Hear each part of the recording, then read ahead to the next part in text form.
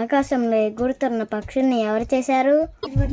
షాను, పక్షులను కూడా దేవుడే చేశాడు. కలిగి ఉన్నది ఏదైనా ఆయన వల్లనే కలిగి ఉన్నది. ఆయన లేకుండా ఏదీ కలగలేదు. అమ్మా, అయితే దేవుడు పక్షుల్ని ఎప్పుడు చేశాడు? షైనీ, దేవుడు పక్షులను కూడా 5వ రోజే చేశాడు. జలచరములన్నింటినీ, ఆకాశ పక్షుల్ని ఒకే రోజున చేశాడు. నోటి మాటతోనే చేశాడు షైనీ. అమ్మా, పక్షులు ఇన్ని రకాలుగా ఎందుకున్నాయి? షాను, ఒక్కొక్క పక్షి మనకు ఒక్కొక్క పాఠాన్ని నేర్పుతుంది.